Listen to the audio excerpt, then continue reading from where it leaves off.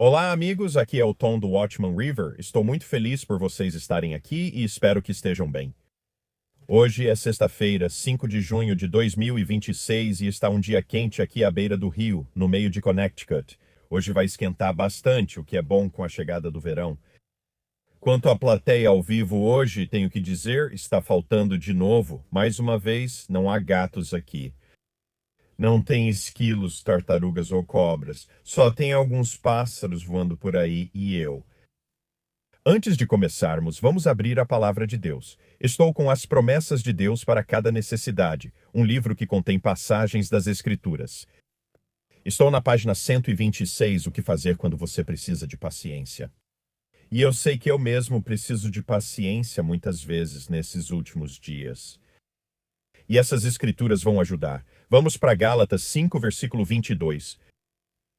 Mas o fruto do Espírito é amor, alegria, paz, longanimidade, benignidade, bondade, fidelidade. Vamos para Isaías 40, versículo 31. Eu acabei de ler esse outro dia. Mas os que esperam no Senhor renovarão as suas forças. Subirão com asas como águias, correrão e não se cansarão. Caminharão e não se fatigarão. Me dá um amém. Você quer que eu diga, eu ouvi isso, né?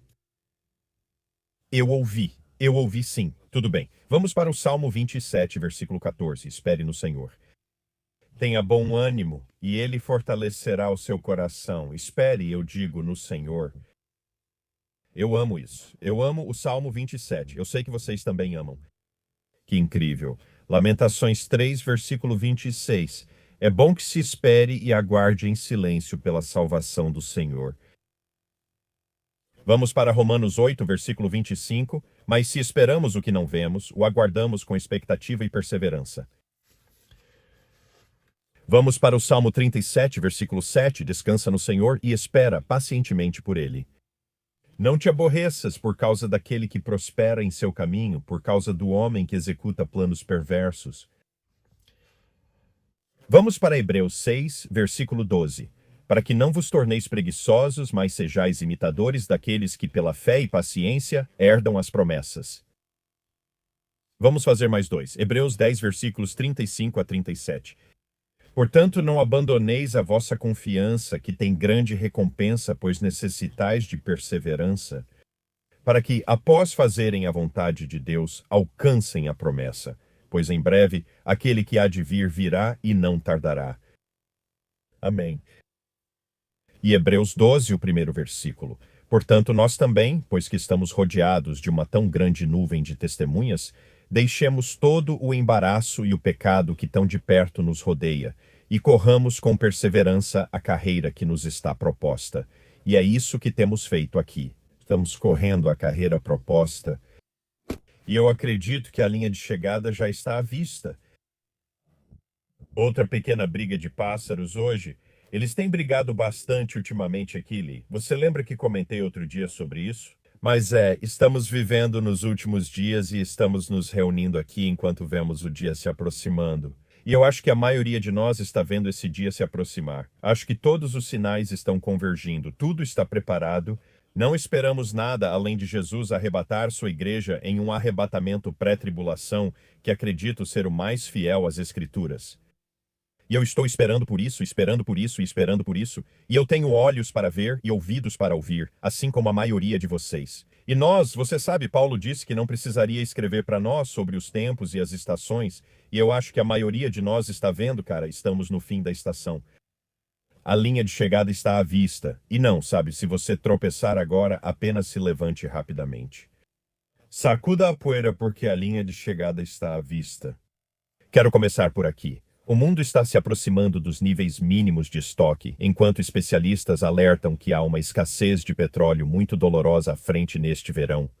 E você sabe, o verão começa em algumas semanas. Já estamos praticamente no verão, e eles falam deste, não do próximo. E eu continuo dizendo isso porque realmente acredito que estamos vendo todas essas coisas que estão lançando sombras para a vindoura tribulação de 7 anos. Todas as coisas que estou vendo, eles estão falando sobre problemas com fertilizantes e escassez de alimentos e inflação aumentando, e estão falando sobre escassez de petróleo, Acredito que estamos tão próximos que já vemos as sombras se formando. É como um trailer das atrações da tribulação de 7 anos, certo? Quando as pessoas trabalharão o dia todo por um pão, dá para imaginar? É isso que vem para o mundo. Você não vai querer passar por essa tribulação de 7 anos e nem precisa.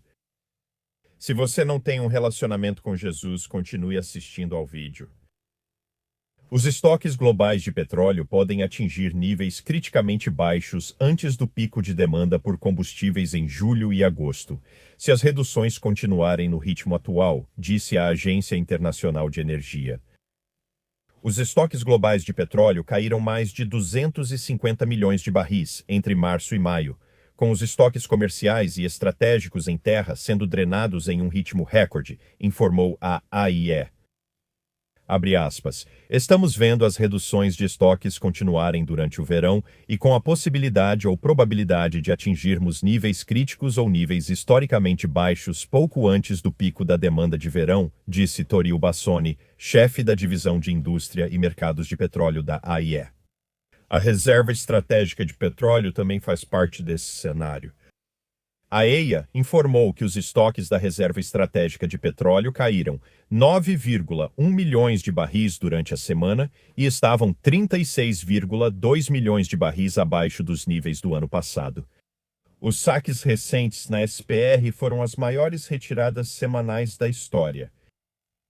No início de fevereiro, os estoques de gasolina dos Estados Unidos chegaram a 259,1 milhões de barris, mas no final de maio, eles haviam caído 47,5 milhões de barris em cerca de 15 semanas.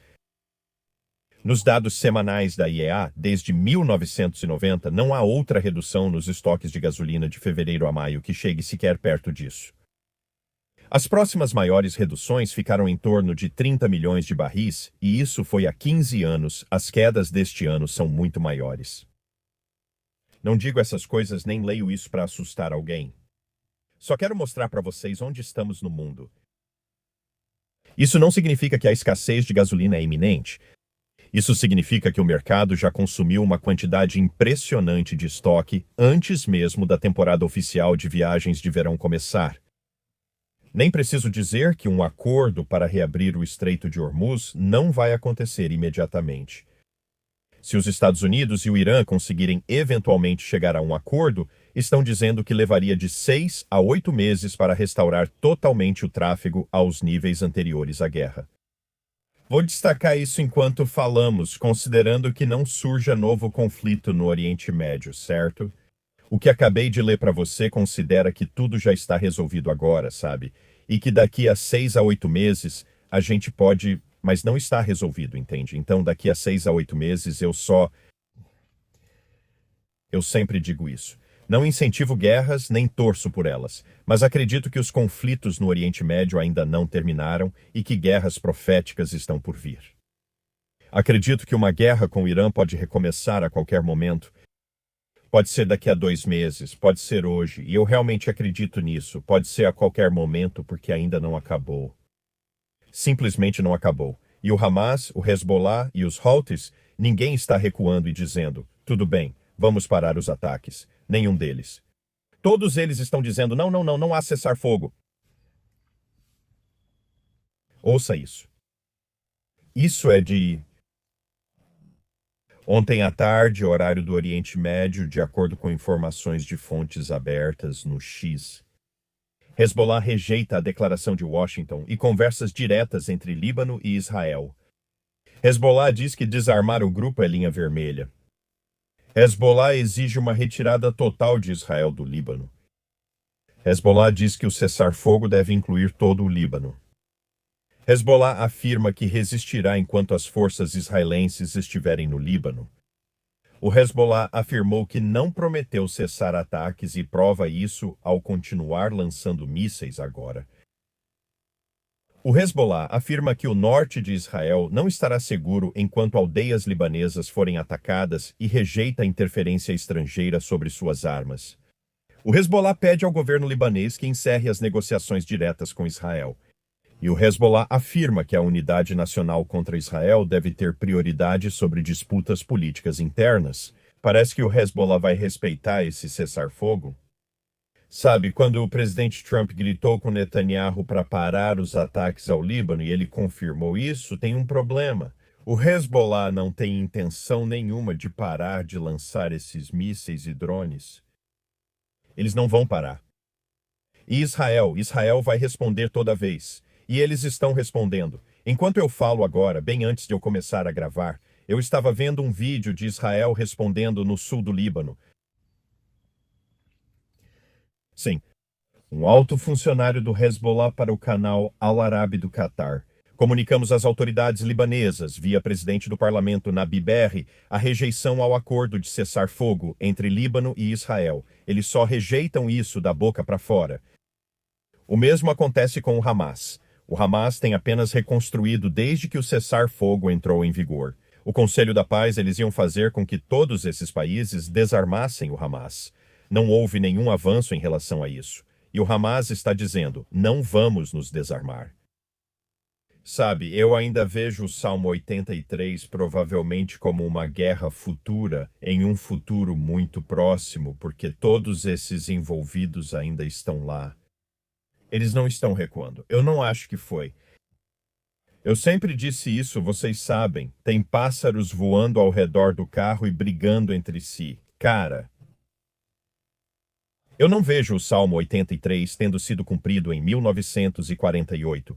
E é porque o final desse salmo diz que eles sejam envergonhados para sempre, como se nunca fossem voltar. E todos eles voltaram.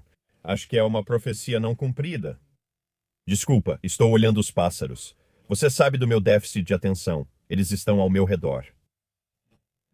Pensei em trazer migalhas de pão, mas teria atraído ainda mais ao meu redor. Isso é um comentário do Mossad no X. Irã ameaça novamente. Mohsen Rezaei, conselheiro militar do supremo líder de papelão do Irã, Mojtaba, avisou que outro ataque pode estar a caminho, o que colocaria Israel e os Estados Unidos de volta em seu lugar. Sabe, para o Irã, eles realmente estão vencendo a guerra. E sabe de uma coisa? É quase difícil não perceber isso. Quero dizer, eles definitivamente tiveram algumas coisas destruídas, mas com amigos como a Rússia e a China, e todo mundo fornecendo o que eles precisam, eu não sei. Eles agem como se controlassem as negociações mais que todos os outros. O que mais? Que horas são? Talvez seja a hora de pausar o vídeo e pegar um lanche pra gente. Sabe do que eu tô com vontade? É algo que não é besteira, mas... Eu gosto, como é que chama? Vamos lá, Tom, melão cantalupo. Mas tem que estar perfeito. O melão cantalupo pode ser o melhor melão do mundo ou o pior, na minha opinião. Se não estiver maduro e doce, pode ser bem ruim. Mas quando o melão cantalupo está bom, ele está realmente bom. E é isso que eu estou com vontade de comer. Então, se você quiser pegar algo para beliscar e me trazer um pouco, pode fazer isso. Enfim, Amir Sarfati compartilhou isso no Telegram.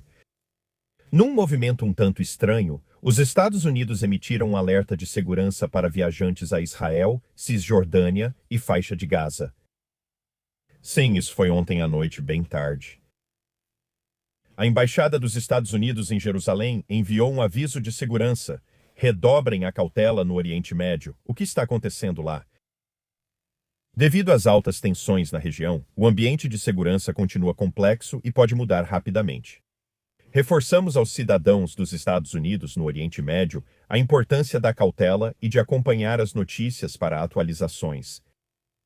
Os avisos de viagem do Departamento de Estado para Bahrein, Israel, Cisjordânia, Jordânia, Kuwait, Omã, Catar, Arábia Saudita e Emirados Árabes Unidos permanecem no nível 3.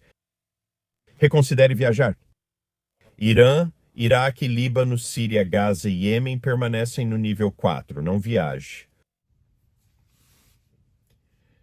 Baba do Baba News no Telegram reagiu a isso. Ele disse, interessante notar, porque a última vez que o Departamento de Estado publicou algo assim foi durante a guerra com o Irã, antes do cessar-fogo começar em abril. A guerra está prestes a recomeçar? É bem possível. Como eu disse, pode acontecer neste fim de semana, pode acontecer hoje, pode acontecer daqui a um mês. Mas vou te dizer uma coisa, não acabou porque as pessoas envolvidas não querem que acabe. Sabe, Baba também disse que tem algo acontecendo. Muitos aviões de transporte estratégico C-17A Globemaster III da Força Aérea dos Estados Unidos estão agora saindo do Oriente Médio e sendo transferidos para a base aérea de Ramstein, na Alemanha. Por quê?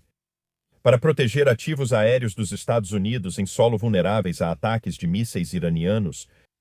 O movimento dessas aeronaves de transporte para longe das bases no Oriente Médio lembra o ocorrido em 27 de fevereiro. Lembro que isso aconteceu em 27 de fevereiro, um dia antes do início da guerra, em 28 de fevereiro.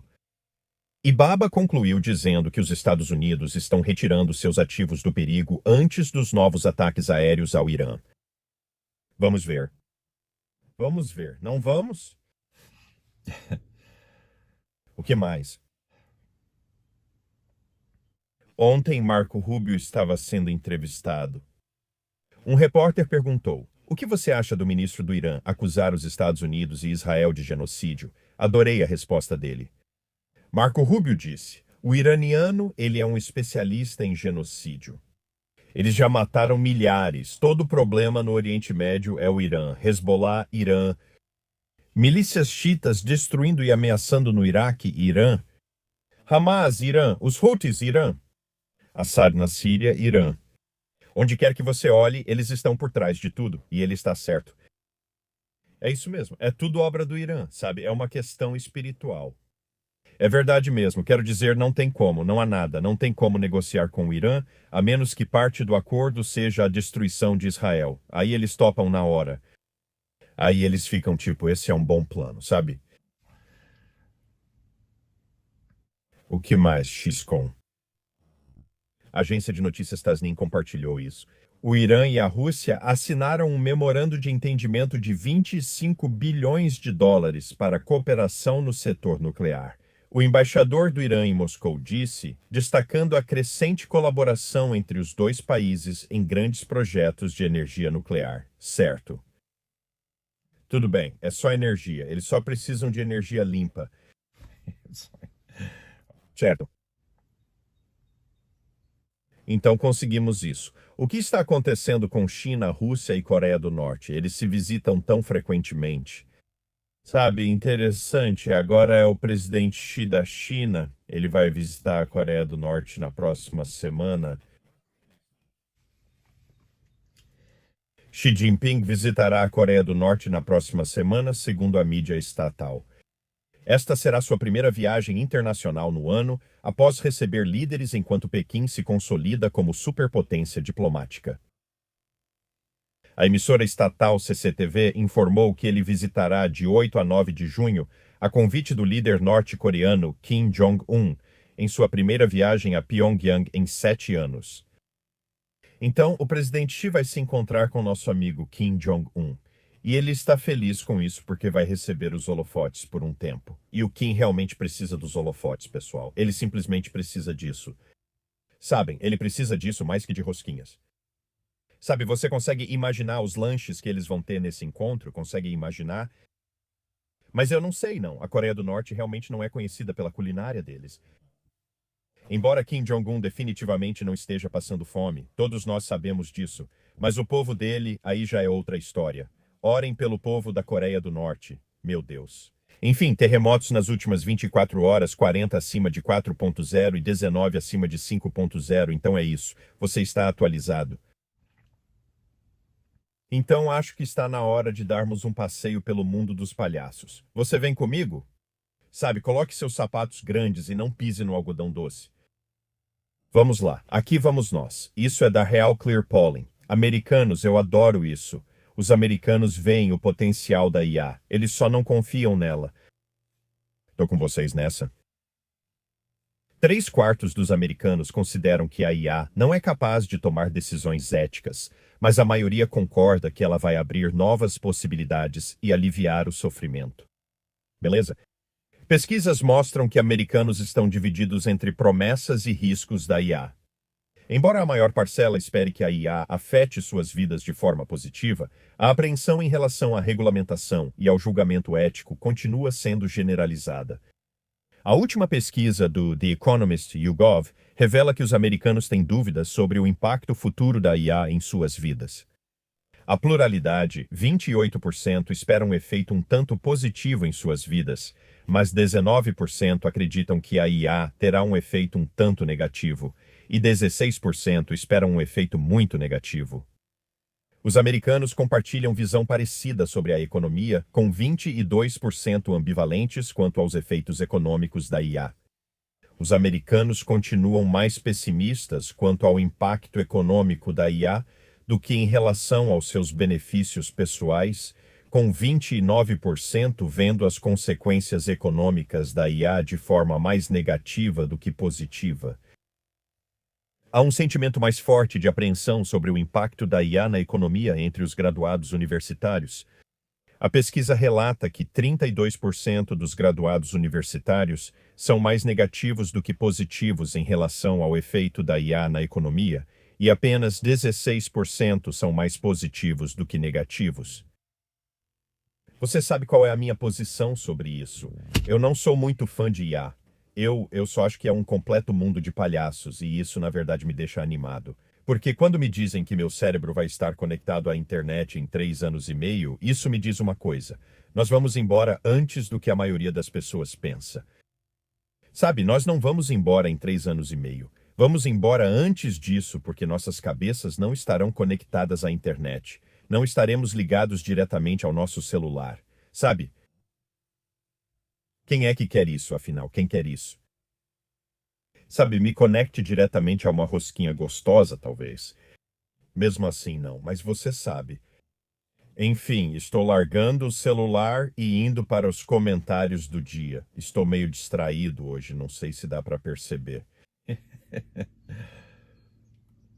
Wesley, todos esses sinais fazem as pessoas se preocuparem. Todos esses sinais me fazem querer olhar para cima. Amém, irmão. Estou na mesma situação. Olho para cima diariamente, pois creio que estamos próximos do período pré-tribulação e do arrebatamento da igreja. Não tento prever o dia ou a hora. Só estou te dizendo, eu estou olhando para cima todos os dias. Nós chegamos lá, nós chegamos lá, nós chegamos lá. Ellison, com certeza tem algo vindo aí. Ou melhor, Jesus. Sim, Jesus está vindo. Obrigado, irmã. Tom, este é Tom Phillips. Tom, nosso novo normal com Jesus será tudo menos normal. Vai ser fora do comum. Maravilhoso. Amém, irmão. Sei que há muitos améns sendo ditos agora. Vamos fazer outro. Manuel, se você acha que a salvação depende da sua perseverança, então você nunca vai alcançar o céu. Não há nada que possamos fazer para cumprir os requisitos de Deus para nossa salvação. Confie somente no Senhor. Amém, amém, amém. Não há absolutamente nada que possamos fazer para acrescentar a salvação. Nada. Ele mudou. Por isso Jesus disse, está consumado. Suas últimas palavras, está consumado. Não foi, está consumado, mas você precisará fazer isso e aquilo para manter a salvação. Nem pensar. Vamos fazer mais um comentário. Tami, Deus está agindo. E eu sei que o nosso... Desculpe, deixa eu começar de novo. Deus está agindo. Sei que nosso Redentor Jesus logo nos chamará para casa. Oro pelos perdidos. Enquanto aguardamos, seguirei compartilhando as boas novas sobre Jesus. Amo todos vocês, família Watching River. Obrigado, Tami. Também te amamos. E é isso, é tudo o que podemos fazer agora. Sabe como eu me preparo para o arrebatamento? Como eu me preparo? Vou te dizer como se preparar. Compartilhe o Evangelho. É a melhor forma, porque é isso que fazemos enquanto aguardamos Jesus. Agora compartilhamos o Evangelho, plantamos sementes. Deixamos bilhetes para os que ficarem. Grifamos nossas Bíblias e nos preparamos porque logo estaremos indo para casa. E você, vai com a gente? E eu sempre preciso te dizer isso. Você não tem garantia nem do próximo suspiro, mas você vai com a gente quando o arrebatamento acontecer? Você pertence a Jesus? Você conhece Jesus? Ele deixou o trono no céu há 2000 anos para vir aqui. E Jesus veio aqui, o Cordeiro de Deus morto desde a fundação do mundo. Jesus veio aqui para derramar seu sangue precioso. Porque uma vez que você entende o poder desse sangue, é o sangue de Deus. O sangue que Jesus derramou tem o poder de remover todo o pecado que já foi cometido. Sabe de uma coisa? Dizer não quero acreditar nisso não muda nada sobre seu pecado.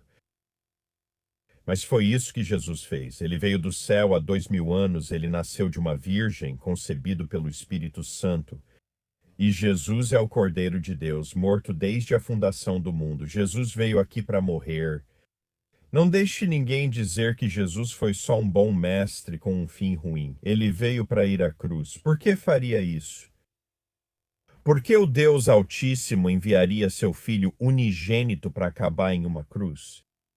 Porque ele te ama tanto. Ele quer passar a eternidade com você e ele pagou o preço por você. Sem derramamento de sangue não há remissão de pecado, o que significa que não teríamos chance de estar com Jesus para sempre. Então ele vem aqui, vai para uma cruz ensanguentada e derrama esse sangue precioso para nos resgatar. E a maneira como você pode ser resgatado agora e essa é a parte mais difícil que eu sempre digo sobre a salvação, é se humilhar para perceber que você precisa de um Salvador. Sabe, mas quando você chega a esse ponto, quando finalmente chega a esse ponto em que diz, Jesus, sabe, eu vivi para mim mesmo a minha vida inteira. Estou admitindo que sou pecador e preciso de um Salvador. Você é o Salvador do mundo. Tenho fé no sangue poderoso de Jesus que vai me lavar e me deixar branco como a neve. Ele vai remover completamente o meu problema com o pecado, meus pecados passados, meus pecados presentes e até mesmo meus pecados futuros. Então eu tenho fé no seu sangue. Se você tem fé nesse sangue, seus pecados são lavados e você fica branco como a neve. Ao dizer Jesus, creio na sua obra consumada na cruz, reconheço que foi pregado ali. Você derramou esse sangue, morreu, foi sepultado e ressuscitou. Você é o único Salvador do mundo, e eu preciso de um Salvador. Estou deixando minha incredulidade para acreditar em você. E no momento em que você crê, seus pecados são lavados. Você nasce de novo porque Deus põe o Espírito Santo em você. Você será selado até o dia da redenção. Ele não vai soltar você. Não vai deixar você sair da palma da mão dele. Jesus te ama muito. Ele foi para a cruz morrer por você, para pagar pelos seus pecados e pelos meus pecados com o sangue dele. O que você vai fazer com isso? Você vai ser um daqueles que ouvem isso e simplesmente dizem, eu não me importo, eu não quero isso. Sabe, muitos vão. Largo é o caminho para a destruição. E isso é incrível para mim, que você pode ouvir isso e simplesmente dizer, bom, mesmo que seja verdade, existem pessoas assim. Já ouvi um pastor perguntar, se provassem que o cristianismo é verdadeiro, você gostaria de ser cristão? Também já ouvi pessoas responderem que não gostariam. Já te falei que um pastor disse, você precisa lembrar de algo.